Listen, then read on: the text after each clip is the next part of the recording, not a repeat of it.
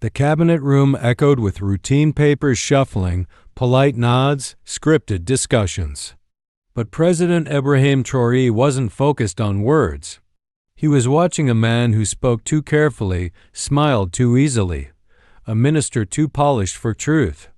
There were whispers of betrayal, and Traoré no longer ignored them. He didn't come to accuse, he came to see. If betrayal sat at the same table, justice would be served cold. Stay till the end. The president had received encrypted warnings, strange foreign calls, payments routed offshore, and meetings that didn't appear on schedules. But instead of confronting, Traoré smiled and slipped a micro camera beneath the meeting table. He wanted the truth to speak in its own voice, in its own time.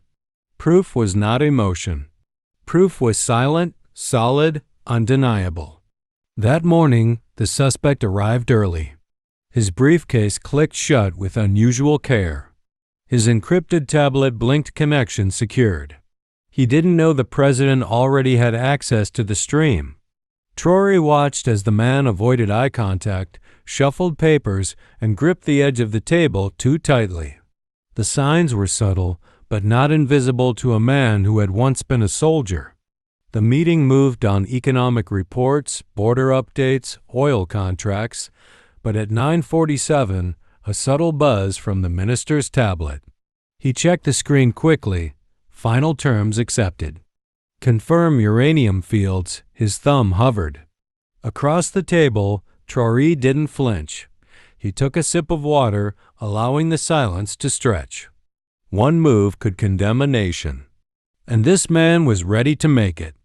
Instead of erupting, Traoré pivoted.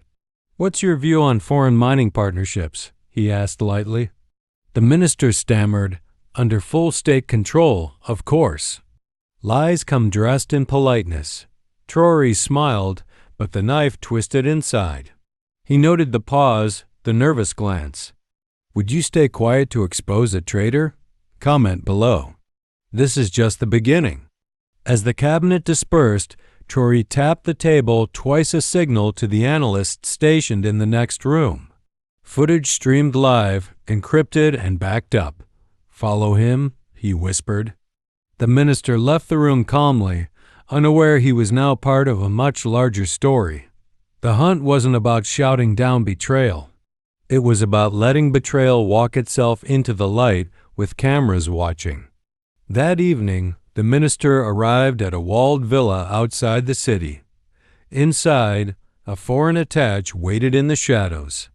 The minister's wristwatch doubled as a recorder. But he didn't know his lapel pin had been swapped now a government tracker. Documents changed hands, currency codes exchanged, promises made.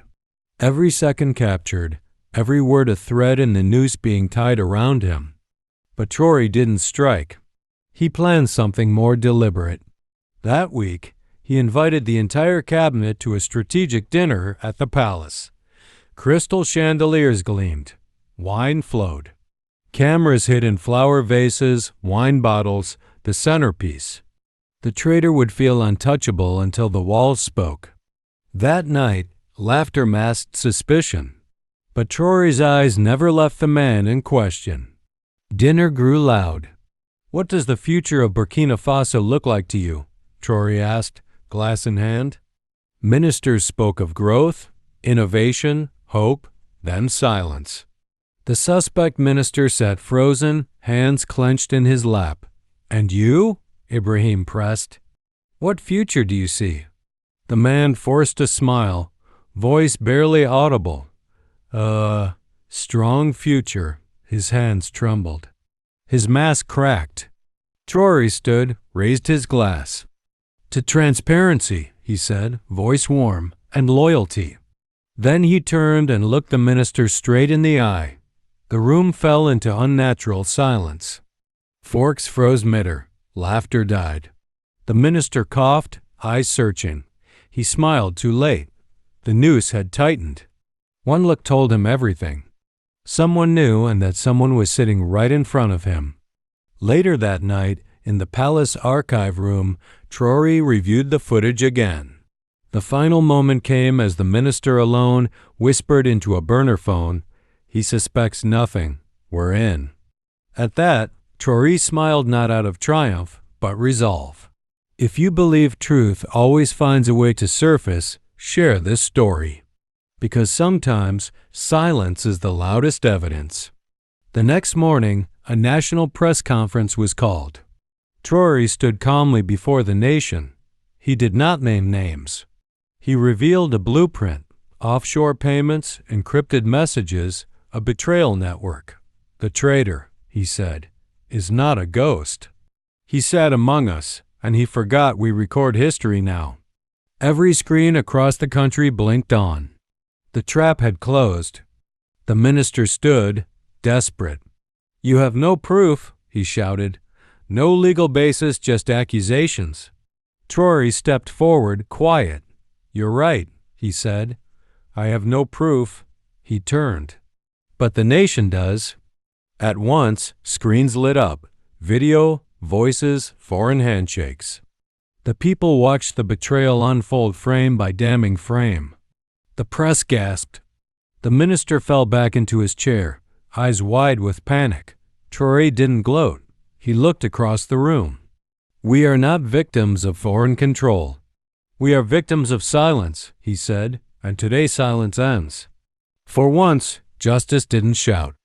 It played back in HD, recorded by the very systems meant to deceive it.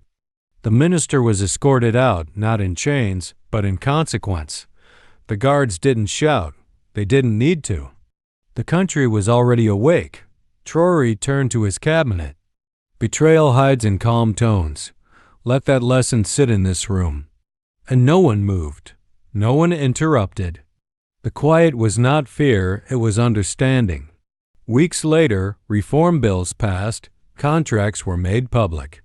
A plaque was drilled into the underside of the cabinet table. It read, "Here the truth spoke, and the nation listened." And as Traoré walked past it each morning, he did not smile. He remembered. If this story moved you, like, comment, and share. Because truth lives only when people protect it.